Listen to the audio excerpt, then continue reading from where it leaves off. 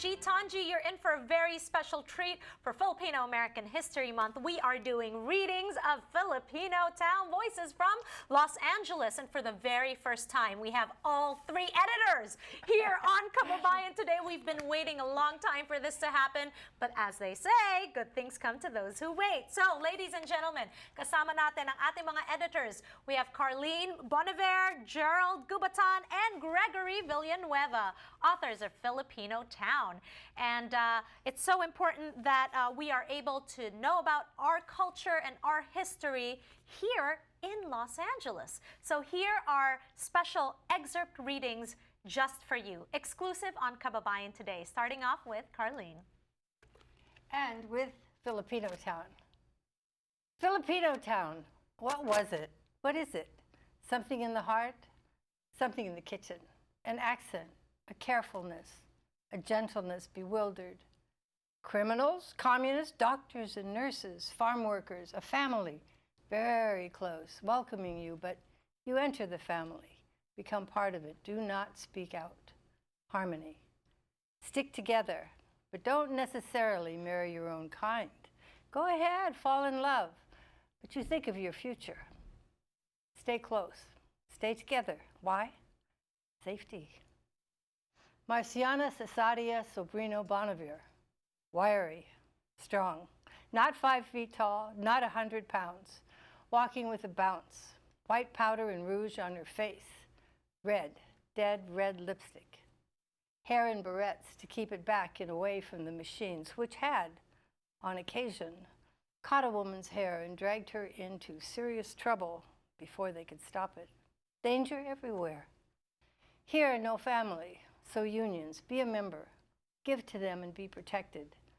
Unions, they say, are communist. She was Catholic, so now what? Where's the safety? In the church? In the union? Not in the arms of a man.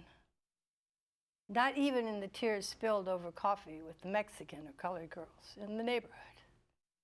Or at the Dimasalang meeting south of Echo Park. Filipinotown, where was it? Where is it? In compadres. Whatever color, whatever church, whatever union.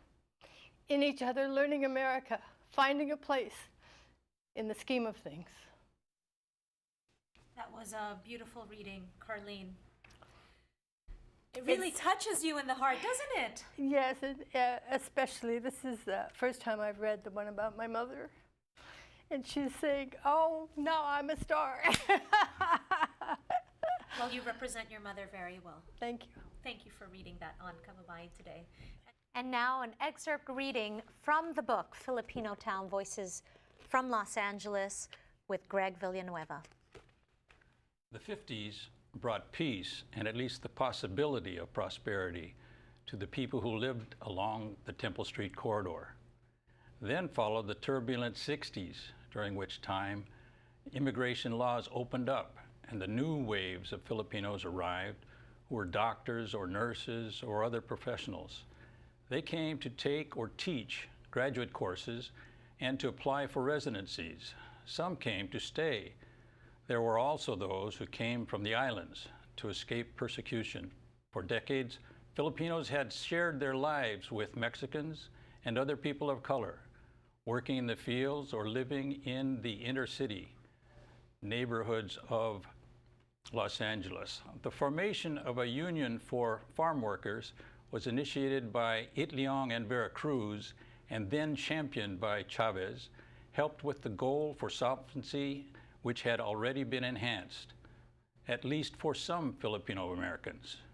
In the benefits of the GI Bill and by the 1965 influx of professionals. All right. Thank you very much, Greg. I made it. Thank you very much, Greg. We are celebrating Filipino American History Month, and so how appropriate that you read that excerpt. Thank you. All right. And now moving on to our last editor that is here, kasama natin. But before that, may I please read an excerpt from the book? Is that okay? Yeah. Absolutely. All right. The main historical Filipino-American figures are Larry Bulay Itliong and Philip Veracruz. The forgotten heroes of California's labor movements and Asian American history. Larry was the catalyst of the 1965 Delano grape strike and convinced Cesar Chavez to join their group of 1,500 Filipino-American farm workers and launched the watershed movement of California's labor history. Philip became the voice of the people, an outstanding and influential leader serving as second vice president of the United Farm Workers Union, the UFW. And up until his passing in 1994, inspired a whole generation of Asian Americans, as well as others who dedicated their life to social justice, equality, and freedom. Both leaders embodied the Manong generation, the genuine roots of Filipino Americans. The wall is 150 feet long, with each foot corresponding to 10 of the 1,500 Filipino American farm workers that marched from Delano to Sacramento during the 1965 grape boycott. The wall is exactly 30 feet from the ground, which corresponds to the 30 years of labor organizing experience Larry had with his Agricultural Worker Organization Committee. Joined forces with Cesar Chavez's NFWA, the National Farm Workers Association, in 1965, who then only had 2 years of organizing experience. Larry's head is 12 feet from the ground, which corresponds to the 12 languages he mastered to become an effective organizer. This mural is a memorial to the 1,500 Filipino-American farm workers, the first of its kind in the nation. And I am speaking in behalf of course, Eliseo Silva, who is the artist of this great masterpiece. If you have not seen it in historic Filipinotown, it is time that you do. And now, we're going to go to break. When we return, kasama natin si Gerald Gubatan with his story, The Barrel Man. You won't want to miss that. We'll be right back.